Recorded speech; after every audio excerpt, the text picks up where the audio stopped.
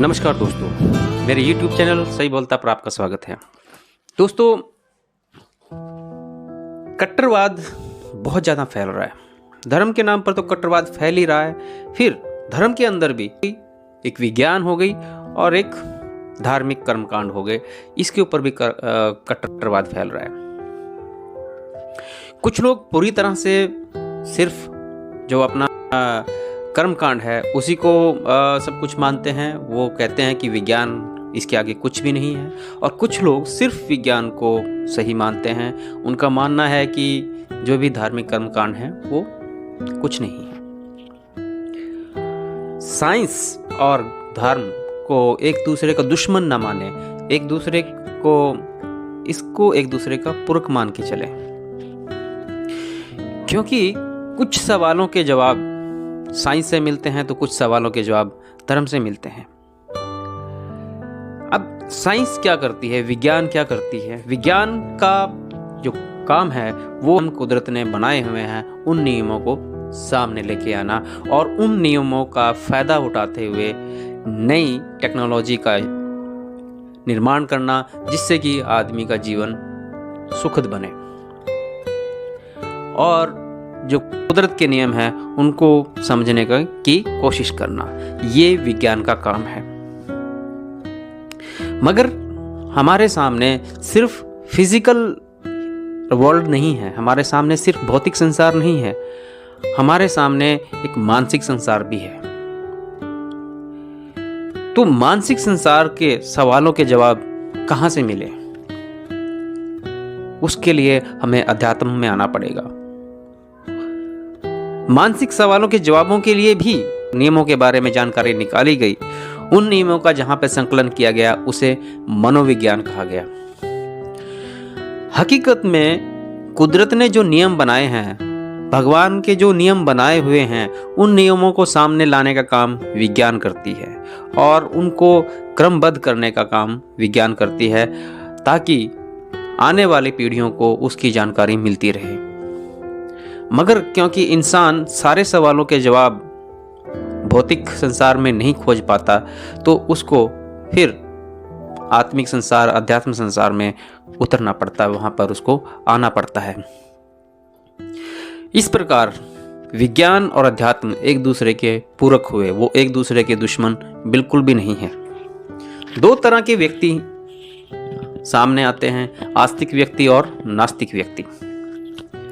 तो आस्तिक व्यक्ति नास्तिकों से नफरत कर रहे हैं कि भाई वो भगवान को बिल्कुल भी नहीं मानते, वो नास्तिक हैं। उनको शायद इस बात का डर लगता है कि उनको किसी चीज़ का डर नहीं है, वो भगवान से नहीं डरते तो वो किसी चीज़ से नहीं डरते, तो वो उनके लिए सही साबित शायद ना हो। मगर नास्तिकों को आस्तिकों से इसलिए डर लगता है कि वो मान के चलते हैं कि ये हर किसी चीज़ पर विश्वास कर लेते हैं, इनको गुमराह किया जा सकता है। मैं ये मान के चलता हूँ कि नास्तिक होना आस्तिक होने के सफ़र में एक पायदान भर है। दोनों के अपने अपने डर हैं। जब आप नास्तिक से ऊपर उठते हो तो आप आस्तिक हो जाते हो। मगर उन नास्तिक होने में एक खास बात यह है कि वो सवाल करते हैं। उनकी अच्छी बात यह है कि वो सवाल करते हैं, और जब तक सवाल नहीं होंगे आप जवाब किस चीज़ का ढूंढोगे? जब तक आपके पास सवाल नहीं होगा आप क्या ढूंढने के लिए निकलोगे? जब तक आपको जरूरत महसूस नहीं होगी तब तक आप क्या प्राप्त करने के लिए निकलोगे? तो वहां पर एक भूख, एक प्यास, सवाल नजर आते हैं। तो इसलिए साइंस और अध्यात्म एक दूसरे के पूरक हैं, और इसी तरह से आस्तिक होना और नास्तिक होना भी एक दूसरे के पूरक है। मगर यहां पर मैं ये कहना चाहूंगा, हमें गति में रहना है, हमें एक पायदान पे रुकना नहीं है। गति इस संसार का नियम है। हर चीज गति में है, और जब तक वो गति में है तब तक वो जीवित है। हम उसको सजीव मानते हैं जब वो चीज गति में है। तो इसी तरह से मनुष्य भी गतिमान है, उसके विचार गतिमान है। वो अपने विचारों को सिर्फ एक पहलू पे नहीं रोक सकता, और ना उसको रोकने चाहिए। वो नास्तिक होते हुए सवालों के जवाब ढूंढे, जो मिल जाए उससे आगे ढूंढे, और आस्तिक व्यक्ति उसके मन में भी सवाल होने चाहिए, क्योंकि सवाल नहीं होंगे तो जवाब किस चीज़ का ढूंढोगे? अध्यात्म का मकसद है परम सवाल का जवाब ढूंढना, सबसे बड़ा सत्य जो है उसकी खोज करना। खोज तो तभी कर पाओगे जब तक उसके लिए सवाल पैदा होंगे। साइंस जब बात करती है तो उसका उदाहरण मैं देता हूं कि किस प्रकार साइंस जो है अध्यात्म का पूरक वो किस तरह से है। दोस्तों, मनुष्य जो है कुछ भी प्राप्त कर ले, किसी भी लक्ष्य पे पहुंच जाए, मगर उसकी बेचैनी दूर नहीं होती। वो स्टेबल नहीं हो पाता, वो इनस्टेबल रहता है, वो एक्टिव रहता है, मगर उसकी चाहत हमेशा ये है कि वो स्टेबल हो जाए, वो थोड़ा इनएक्टिव हो जाए। वो आराम चाहता है, वो रुकना चाहता है, मगर उसके लिए रुकना संभव नहीं है। जो विज्ञान के विद्यार्थी रहे हैं उनको अच्छी तरह से पता है कि साइंस के अंदर, केमिस्ट्री के अंदर एलिमेंट्स होते हैं। एलिमेंट्स का एक पीरियोडिक टेबल होता है।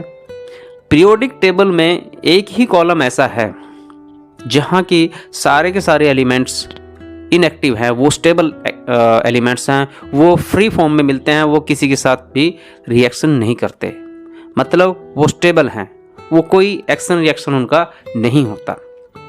मगर बाकी जो एलिमेंट हैं वो सब के सब उस स्टेबल जो पोजीशन है उसको प्राप्त करने की कोशिश करते हैं। उस स्टेबिलिटी को प्राप्त करने की कोशिश में वो एक दूसरे से मिलते हैं और वो कंपाउंड्स बनाते हैं। इसी तरह से मनुष्य भी है। मनुष्य भी हमेशा एक्टिव है, हमेशा चल रहा है, वो चलता रहता है।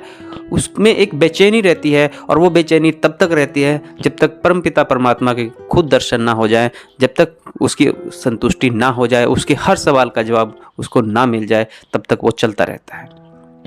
तो पीरियोडिक टेबल में जिस तरह से एक कॉलम ऐसा है कि जो स्टेबल एलिमेंट्स का है, इसी तरह मनुष्यों में भी कुछ मनुष्य इस प्रकार के मिलेंगे जो स्टेबल हो चुके हैं या इस प्रकार हुए हैं जो स्टेबल हुए थे।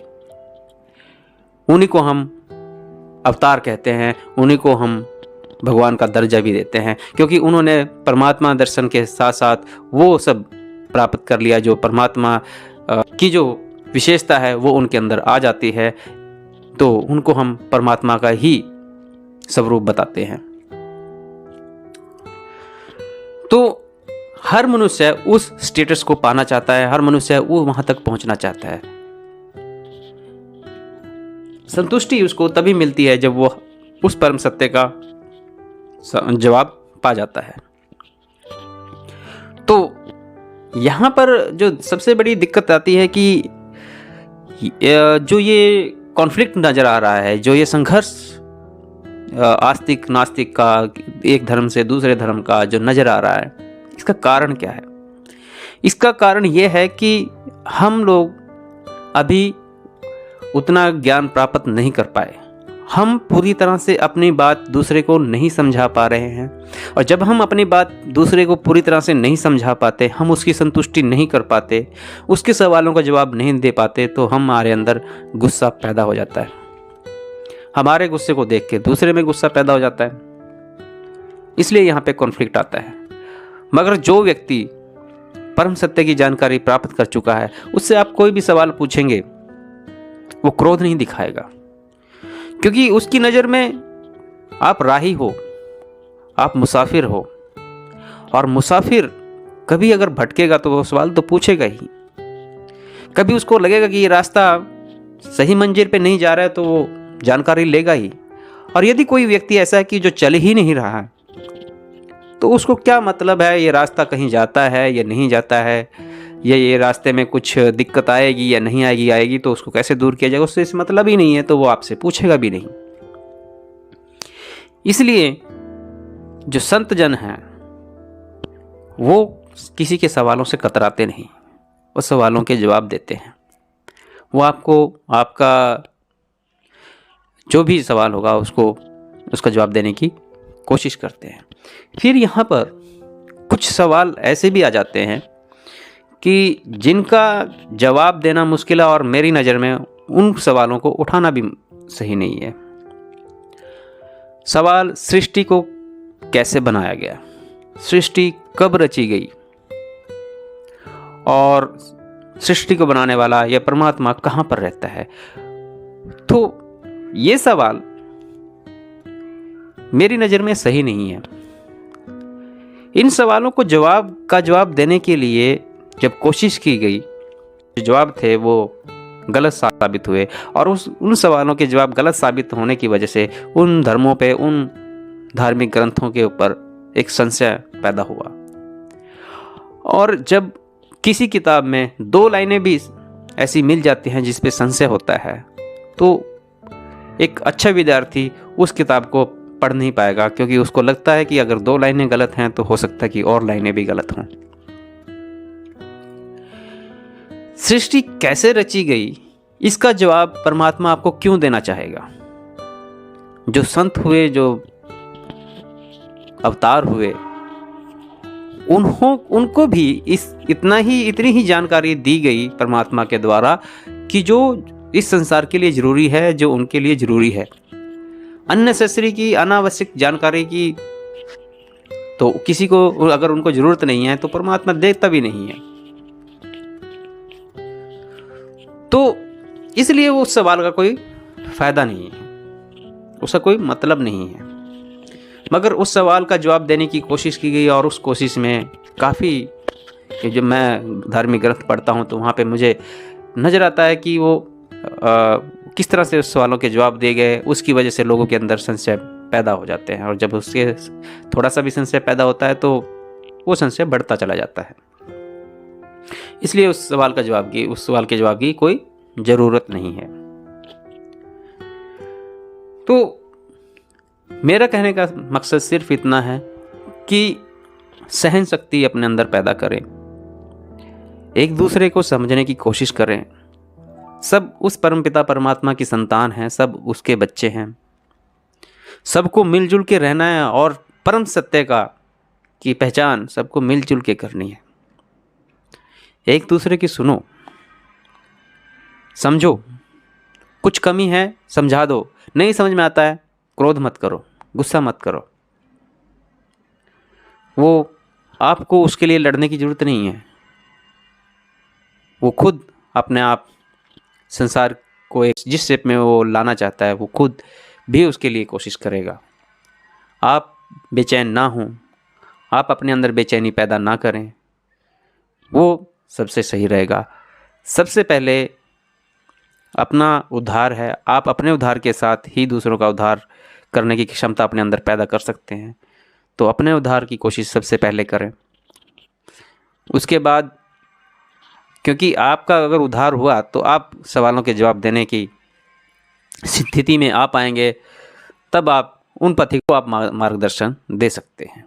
उससे पहले अगर हम से कोई सवाल पूछे भी तो जो अपनी जानकारी के, आपकी जो जानकारी है, जहाँ तक आप जानते हैं उस सवाल का जवाब दें। और याद रहे कि संशय को पैदा ना करें, एक संशय मिटाने के लिए नया संशय पैदा ना करें। आपको संशय को दूर करना है। विज्ञान वही काम करती है, अध्यात्म को भी वही काम करना है। यदि आप संशय को दूर करते हैं तो आप परमात्मा का काम कर रहे हैं। अगर आप संशय बनाते हैं तो आप परमात्मा से आमजन को दूर करते हो। तो इसी रिक्वेस्ट के साथ कि नास्तिक, आस्तिक, विज्ञान, अध्यात्म, एक धर्म दूसरा धर्म, इस पे झगड़ने के बजाय एक दूसरे का सहयोग करते हुए, एक दूसरे को समझते हुए आगे बढ़ें। सबकी मंजिल एक ही है। मंजिल जब एक है तो रास्ते की समझ सिर्फ अलग अलग हो सकती है, रास्ता भी एक ही होगा। यहाँ पर भाषा की वजह से फ़र्क आ सकता है, स्थान की वजह से फ़र्क आ सकता है, समझने की वजह से फ़र्क आ सकता है, मगर हकीकत में एक ही है। मुझसे एक सवाल किया गया कि आप जब मेडिटेशन में बैठना चाहते हो तो आप किसका नाम लेना चाहते हो, किसको आप, कौन से भगवान को आप याद करना चाहोगे। तो वैसे तो मैं ओम के बारे में बात करता हूँ कि ओम का जाप अगर आप कर सकते हैं, आप ओम का जाप करिए। मगर यहाँ पर यह भी है कि परमात्मा का वो नाम जिसे एक गूंगा और बहरा व्यक्ति भी ले सके, वही नाम परम सत्य है। क्योंकि ओम के लिए मैं इसलिए बोलता हूं कि आपको जब अध्यात्म में परम स्थान पर जब बंदा पहुंचता है तो वहाँ पर उसको एक नाद सुनाई देता है जिसकी आवाज़ ओम जैसी है। इसलिए ओम का ध्यान रख के अगर मेडिटेशन करते हैं तो वो अच्छा माना जाता है। मगर अगर आप कुछ भी नाम ना लें, आप सिर्फ सांस पे ध्यान दें, आप विचारों को रोक पाएँ, वो आपके लिए काफ़ी है, उतना भी बहुत है। इसलिए मैं बोलता हूँ कि नाम जो कोई गूंगा व्यक्ति, जो कोई बहरा व्यक्ति, जिसने कोई भाषा ना सुनी हो, जिस नाम को वो ले, वही नाम परमात्मा का नाम है। तो इसी संदेश के साथ कि सौहार्द और सद्भावना बनाए रखें, मैं अपना वीडियो ख़त्म करता हूँ। जय भीम, जय भारत।